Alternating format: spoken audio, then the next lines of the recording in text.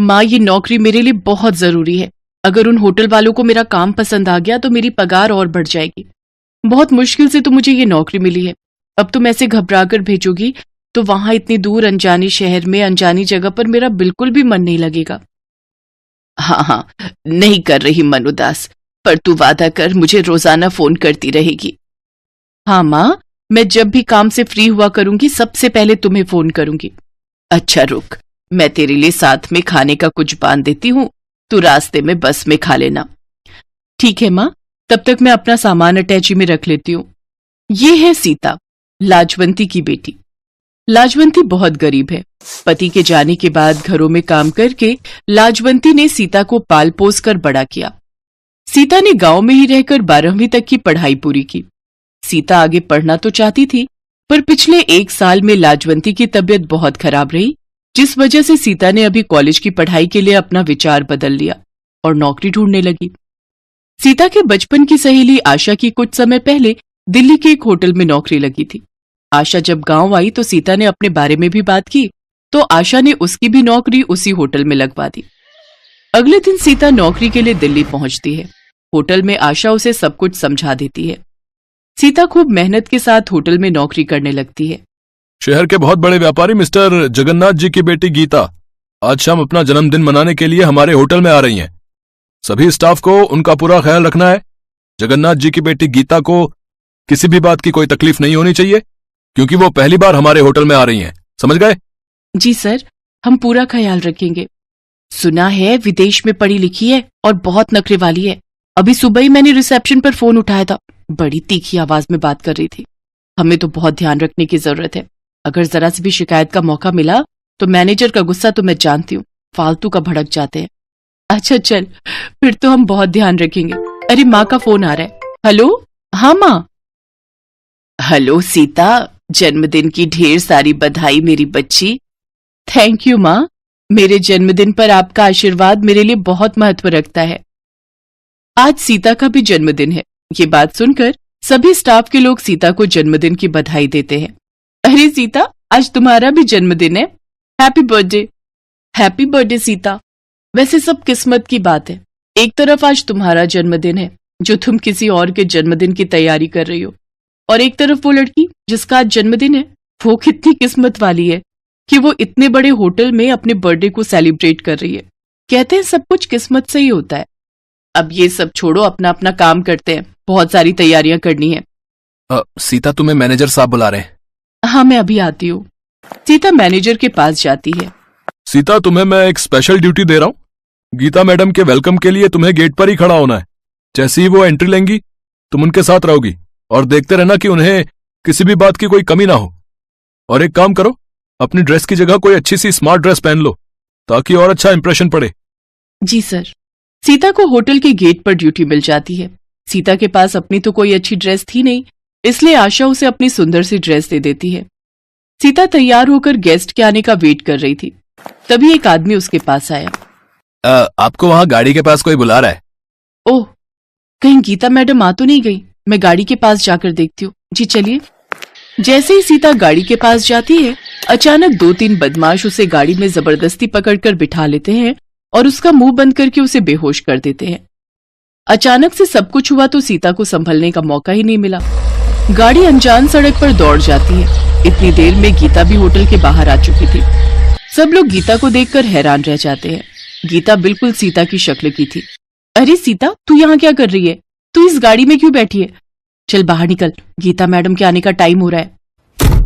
Excuse me, ये क्या बदतमीजी है? क्या आपका स्टाफ गेस्ट के साथ ऐसे बिहेव करता है? मेरा नाम गीता है, सीता नहीं। क्या आपको बताया नहीं गया था कि आज मेरा बर्थडे है और मैं सेलिब्रेशन के लिए आ रही हूँ? गीता, ये कैसे हो सकता है? तुम तो सीता हो। मैडम, आशा ठीक कह रही है। आपकी सूरत बिल्कुल हमारे स्टाफ की एक लड़की सीता से मिलती है। गीता ये सब सुनकर हैरान रह जाती है। मैं अभी सीता को बुलाती हूँ, वो अभी गेट पर ड्यूटी दे रही थी। तभी एक लड़का भागा हुआ आता है। सर सर सर, सीता को कुछ लोग एक कार में पकड़ कर ले गए। सीता बेहोश थी, मैं पीछे भागा पर कार आगे निकल चुकी थी। वो जरूर कोई बदमाश लोग हैं सर। गीता घबरा चुकी थी। उसने अपने पापा के मोबाइल पर फोन किया और सारी बात बताई। गीता के मम्मी पापा भी वहां पहुंच गए। मैनेजर के पास सीता की माँ का मोबाइल फोन नंबर था।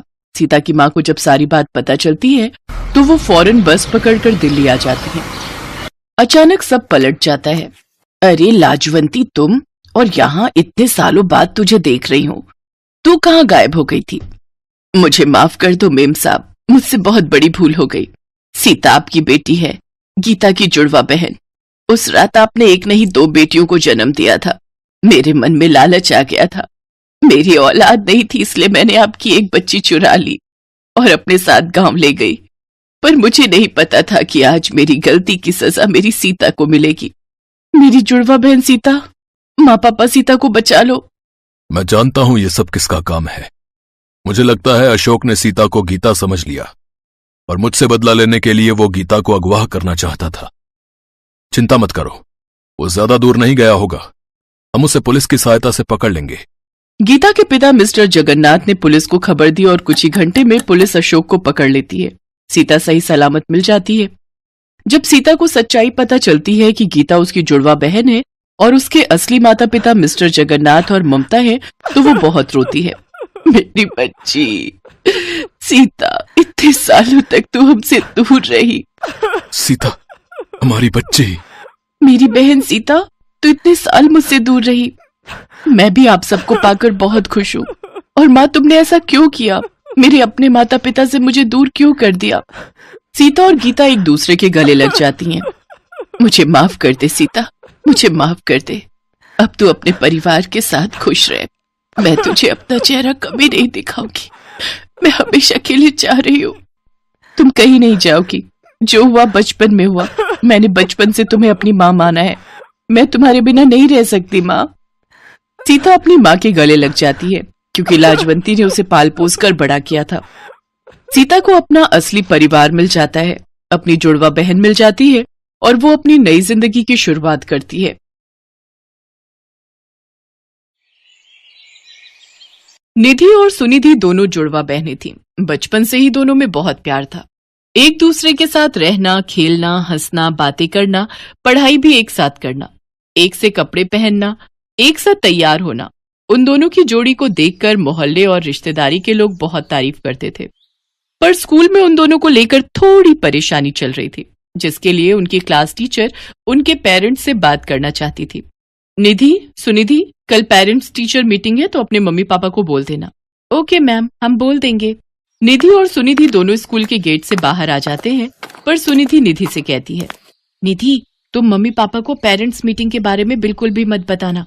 मुझे पता है मैम मम्मी पापा से हमारी क्लास अलग करने की बात कहेंगी। हाँ, तुम ठीक कह रही हो। ये तो मैंने सोचा ही नहीं। अगर हम दोनों की क्लास अलग अलग हो गई तो हम दोनों अलग हो जाएंगे। ठीक है, मैं मम्मी पापा को कुछ नहीं कहूंगी और तुम भी मत कहना। निधि और सुनिधि अपने मम्मी पापा को टीचर पेरेंट्स मीटिंग के बारे में नहीं बताती। पर एक दिन उनकी क्लास टीचर उनकी मम्मी को मार्केट में मिल जाती है और पेरेंट्स मीटिंग की बात करती हैं। तब उनकी मम्मी को पता चलता है कि काफी दिनों से टीचर उनसे मिलना चाह रही थी। आपको पता है इन दोनों की टीचर आज मुझे मिली थी, पर इन दोनों ने इसलिए नहीं बताया ताकि इन दोनों की क्लास अलग ना हो जाए। अभी तो दोनों छोटी हैं, बड़े होकर भी इन्होंने साथ रहने की जिद की तो। मम्मी, हम दोनों हमेशा साथ रहेंगे। हाँ मम्मी, हम हमेशा साथ रहेंगे। कोई नहीं जानकी, बच्चियां हैं, बड़े होकर समझ जाएगी।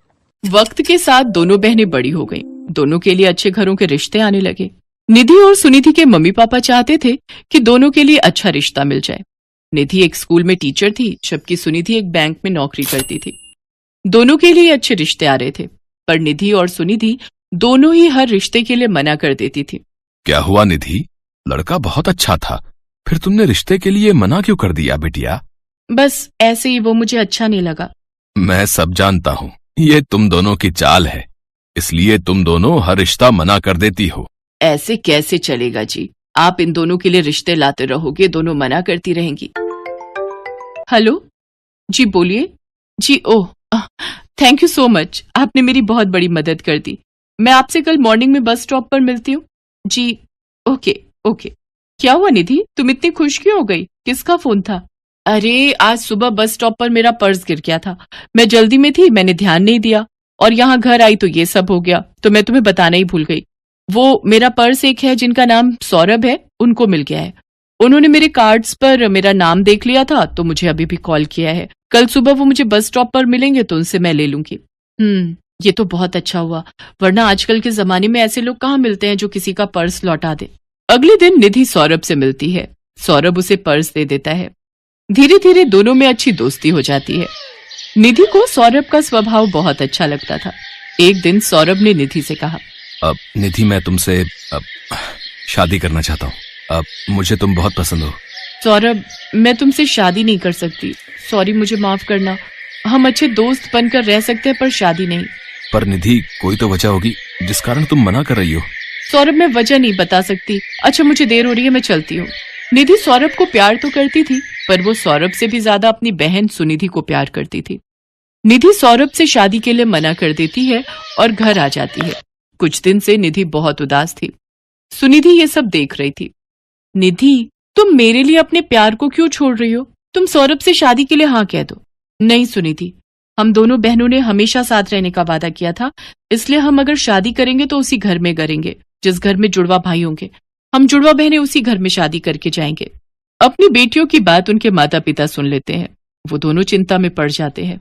निधि और सौरभ को मिले कुछ दिन बीत चुके थे। एक दिन निधि अपने कमरे में उदास बैठी थी, तभी उसके फोन पर सौरभ का कॉल आता है। सौरभ, मैंने तुम्हें मना किया था ना, मैं तुमसे शादी नहीं कर सकती, मेरी कुछ पर्सनल वजह है।